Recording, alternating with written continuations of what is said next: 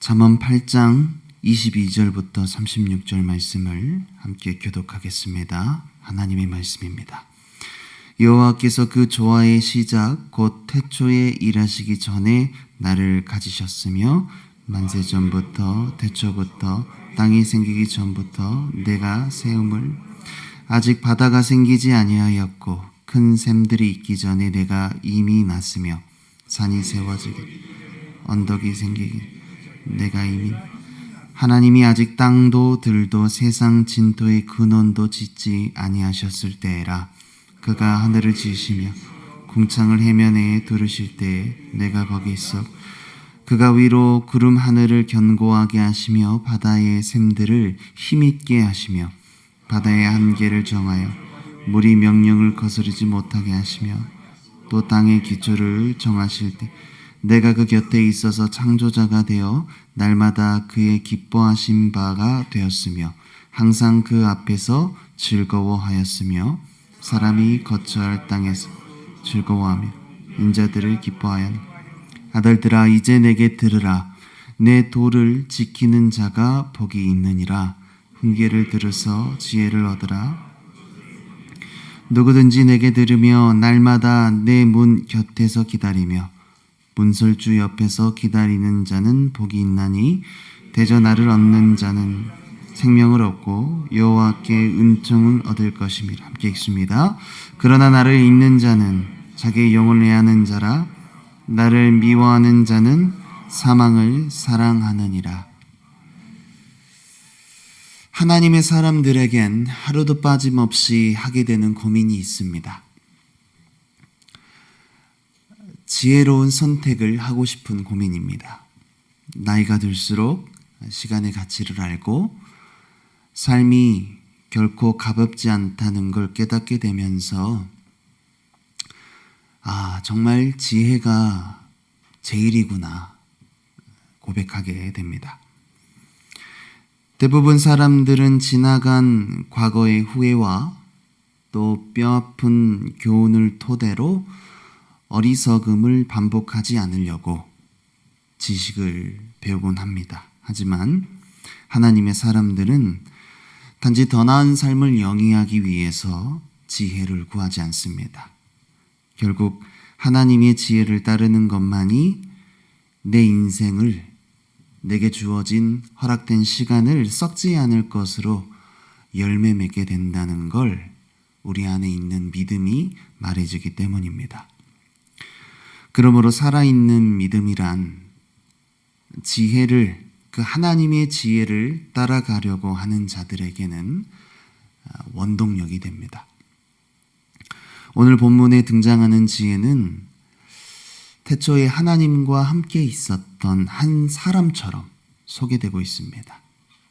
이것은 지혜를 의인화한 것인데요. 하나님의 거룩한 속성으로서 지혜가 살아있고 또 하나님의 사역에 사용되고 있는 것을 보여주고 있습니다.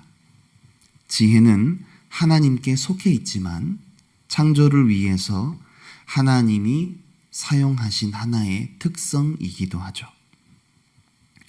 하나님께서 사용하신 지혜가 가지고 있는 특성이 무엇일까요? 그것은 지혜가 하나님의 길에 대한 확실한 지식을 가지고 있다는 겁니다. 22절에 조화의 시작이라 말합니다. 조화라고 번역된 단어는 데레크라는 건데 들어가다, 길이라는 뜻입니다. 조화를 우리가 이해할 때 하나님이 어떤 일을 추진해 가시는 과정, 또 창조하시는 방식을 의미하지요. 지혜는 하나님의 길에 대한 확실한 지식을 가지고 있습니다. 만세전 우주 만물이 조성되는 그때에 하나님과 함께 있었고 하나님은 이 지혜를 통해서 창조하신 것들을 조화롭게 하시고 또 질서 있게 운행하고 계십니다. 그렇게 하신 이유가 뭘까요? 사람을 위해서입니다. 지혜는 두 가지 이유로 즐거워하고 있습니다. 22절부터 30절은 지혜 자신에 대한 칭찬과 기쁨이고, 그리고 그 기쁨의 절정은 31절에서 나오는 사람 때문입니다. 정리를 해보면 지혜가 가진 하나님의 길에 대한 확실한 지식은요, 피조된 우주가 균형 있게 유지될 수 있는 것, 그리고 사람이 그 속에 살면서 창조들을 기억하도록 하는 겁니다. 하나님은 이 두 가지를 기뻐하십니다. 그렇다면 우리가 하나님의 길로 걷기 위해서 어떻게 해야 할까요? 지혜가 사람을 기뻐하는 것처럼 사람이 지혜를 기뻐해야 합니다. 지혜를 사모해야 하는 겁니다. 오늘 본문 32절입니다. 함께 읽습니다. 아들들아, 이제 내게 들으라. 내 도를 지키는 자가 복이 있느니라. 지혜는 사람들이 자신의 생명에 참여하도록 호소하고 있습니다. 이제 내게 들으라. 사람의 행사의 모든 출입에 있어서 가장 먼저 지혜를 찾아야 한다고 말씀하는 겁니다.